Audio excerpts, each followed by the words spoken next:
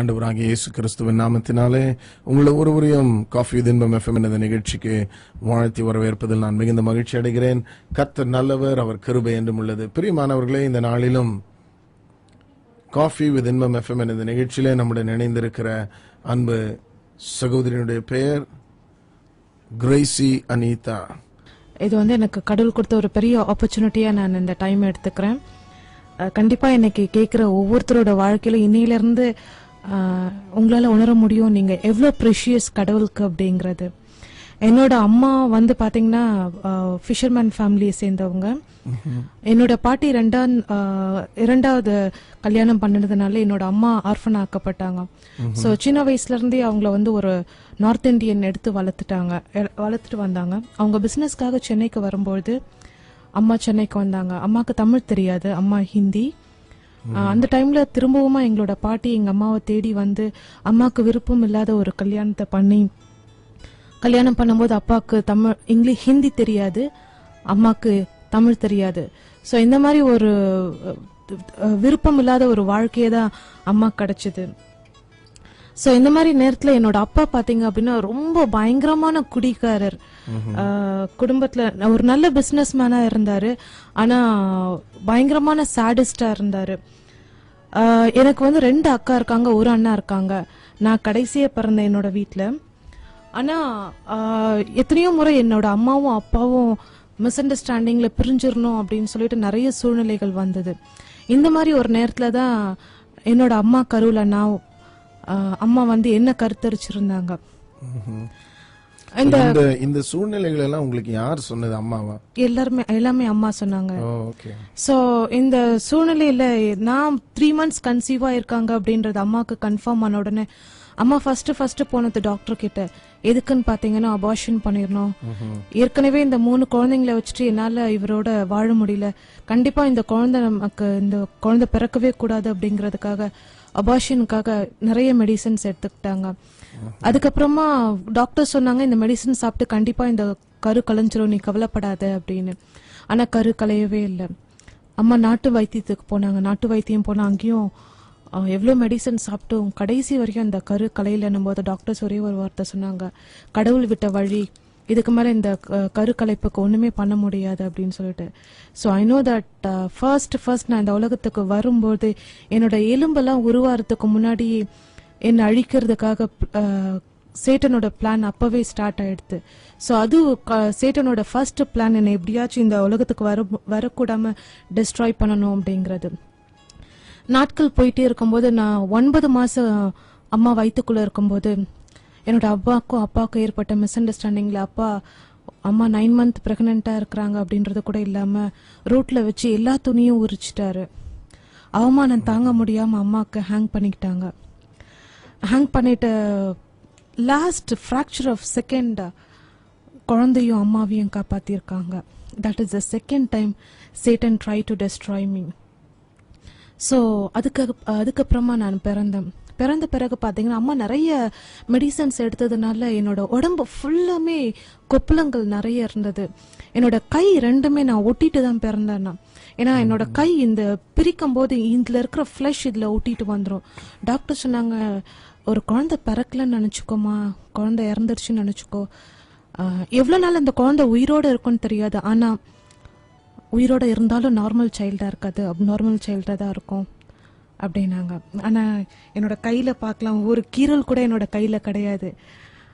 அந்த சில்ட்ரன் ஹாஸ்பிட்டல்ல கடவுள் அன்னைக்கு என்னை 3rd டைமா காப்பாத்தினார்.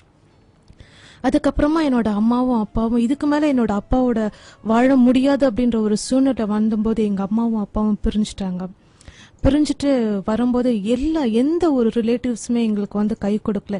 எல்லாருமே உதறி தள்ளிட்டாங்க. எங்க அம்மாக்கு என்ன பண்றதுன்னு தெரியல. ஏன்னா லாங்குவேஜ் ப்ராப்ளம், படிப்பு கிடையாது, வருமானம் கிடையாது. ஒரு குழந்தைன்னா பரவாயில்ல, 4 குழந்தைங்களை எப்படி வச்சு காப்பாத்துறதுன்ற தெரியாததுனால அம்மா டிசைட் பண்ணாங்க, பேசாம 4 பிள்ளைங்களையும் கடல்ல தூக்கி போட்டு தானும் விழுந்து தற்கொலை செஞ்சுட்டு சாவணும். ஏன்னா நான் மட்டும் சேர்த்தனா என் பிள்ளைங்களாம் அனாதி ஆயிருமே, பிச்சை எடுப்பாங்களே, அந்த ஒரு நிலைமை நம்மளோட பிள்ளைங்களுக்கு வரக்கூடாது அப்படிங்கறதுக்காக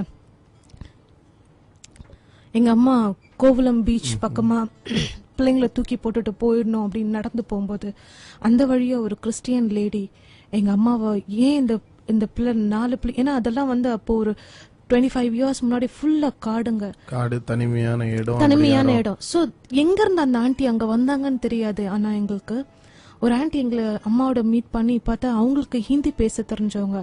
அப்போ ஹிந்தில கேட்டிருக்காங்க, ஏன் என்ன எங்க போயிட்டு இருக்க இந்த இடத்துல குழந்தைங்களை எல்லாம் கூப்பிட்டுட்டு அப்படின்னு.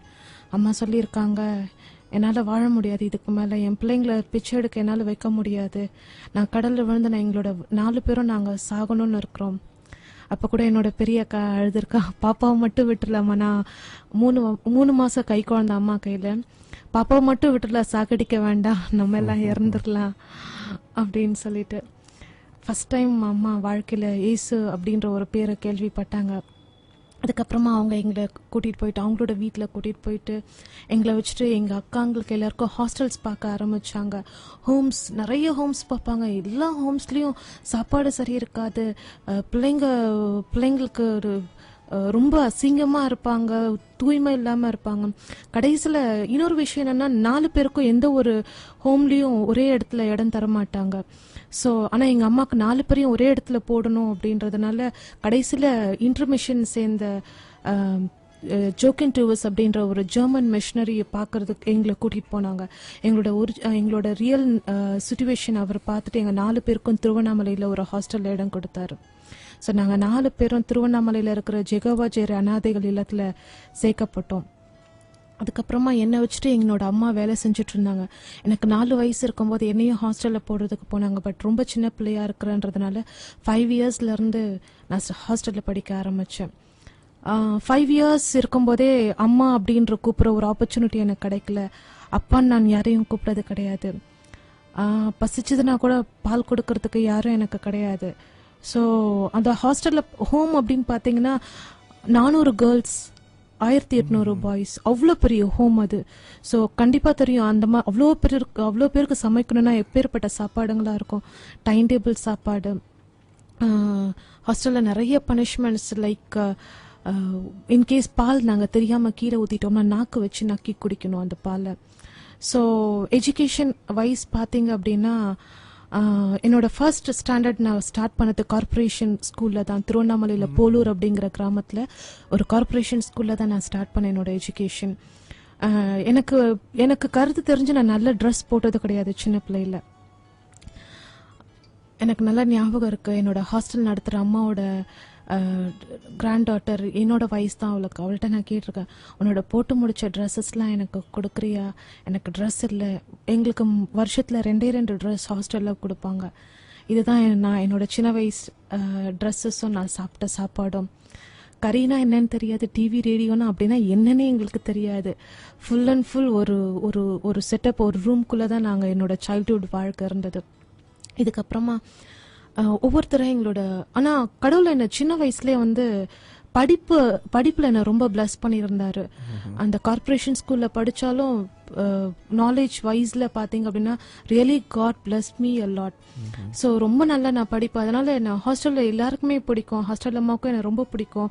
எல்லாத்துலேயுமே வந்து நான் ஃபர்ஸ்ட் வர ரேங்க் அப்படிங்கிறதுனால. ஸோ இதுக்கப்புறமா நான் ஸ்கூல் லைஃப் என்னோட முடிச்சுட்டு ஒவ்வொருத்தராக ஹாஸ்டல்லேருந்து, ஏன்னா 10th வரையும் தான் அங்கே படிக்கணும். அதுக்கப்புறமா வெளியில் வர ஆரம்பித்தோம். வெளியில வந்துட்ட பிறகு என்னோட அக்கா அண்ணா எல்லாருமே பாத்தீங்கன்னா ஒரு வேலையில சேர ஆரம்பிச்சாங்க. எங்களோட அம்மா எங்களை ரொம்ப ரொம்ப கஷ்டப்பட்டு காப்பாத்தினாங்க.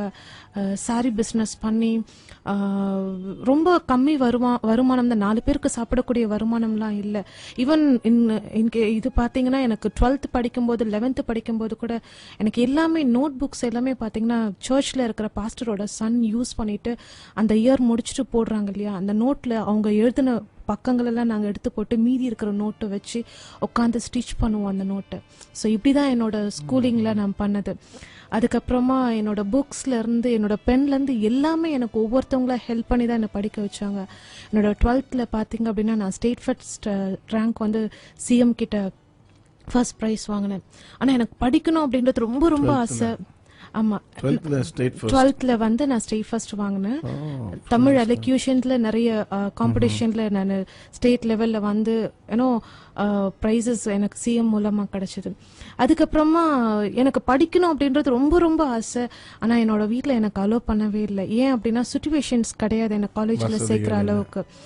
ஸோ அதுக்கப்புறமா நான் 12th முடிச்சோடனே நான் வேலை செய்யறதுக்கு ஆரம்பிச்சேன் 2001.